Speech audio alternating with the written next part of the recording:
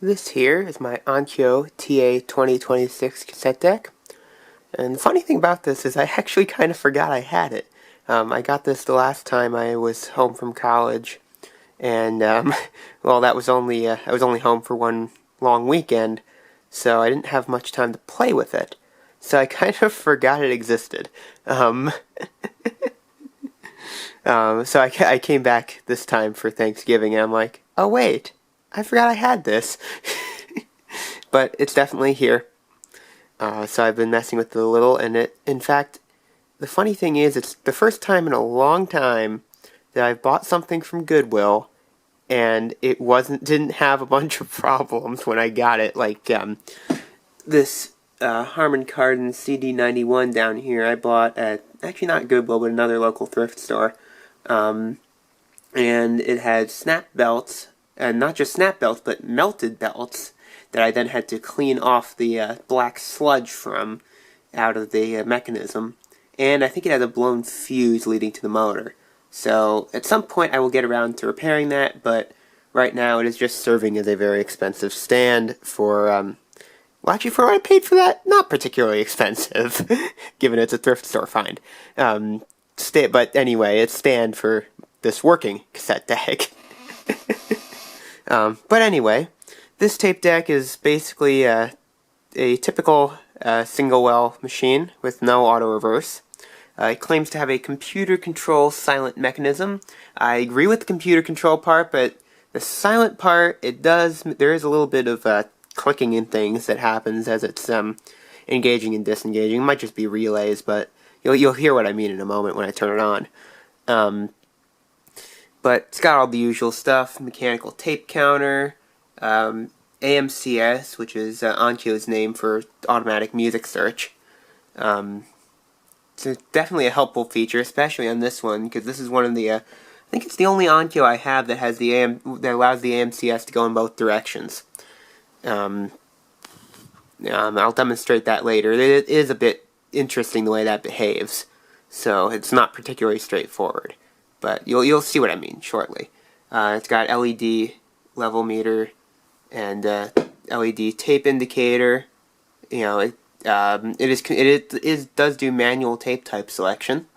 It can do normal, high, which is chromium oxide or metal, and then a Dolby B and C noise reduction. I'm not entirely sure what this auto space button does. I suspect it's just record mute, but maybe I'll have to try it at some point. I don't think I've tried recording on this, or at least not anything other than test recording. So I'll have to figure out how this thing works in that regard. It's got dual mic inputs, one for each channel, so you can plug a stereo mic into the two jacks, or you can plug a mono mic into each one and then mess with people's ears. And it does support timer recording and playback. This, for those who don't know, you set this to either record or play, and when the machine receives power, it will jump into that mode.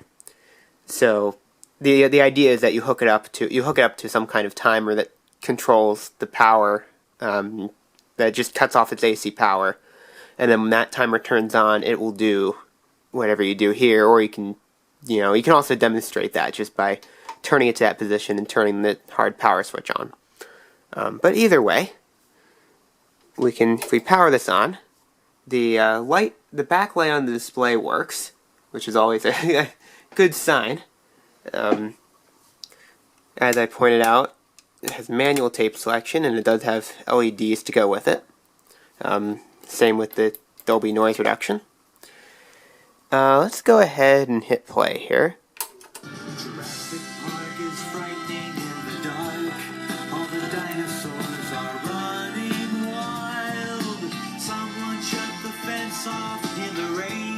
And I'll shut that off before I get in copyright trouble. So, these speakers, by the way, are a pair of Altic Lansing computer speakers labeled as Gateway 2000. They came with an old Windows 95 machine I had.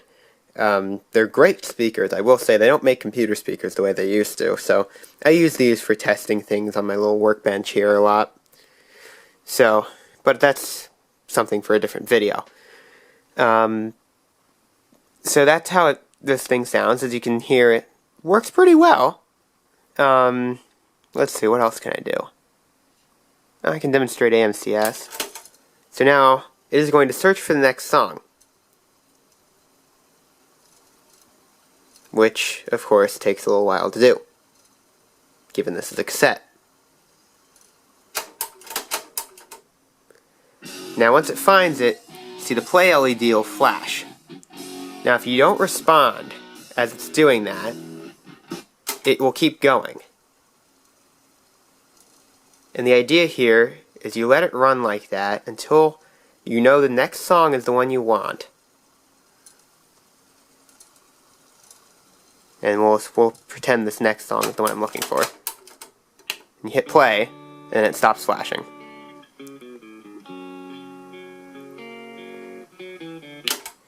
So that's how that it took me a little bit after I bought my first Onkyo deck to realize exactly how to work that, but it is actually quite useful because it means you don't have to like count the number of songs you want it to go forward, and then then if it misses one, then it throws your whole thing off. This is nice, just as long as if you're trying to use this in like broadcasting or something like that, which I'm not sure why you'd use cassettes in broadcasting, but I suppose there are reasons. Actually, I shouldn't be talking in that regard. I'll admit I did it on internet radio once for a song I didn't have on any other medium. But I digress. It is definitely very useful as long as you have a queuing mix or something to feed that into. And as I said, it will search back to. We'll make it go further than that. Yeah, and if you know, you can also speed up that. You don't have to wait for it either. You can just hit the AMCS button again if you know you want it to go further. And again, you do have to wait. If you were going to do it that way, it looks like you have to do it within the silence, though. Otherwise, it'll just restart the song. Now I'll go ahead and hit play because there's nowhere else to go on the tape.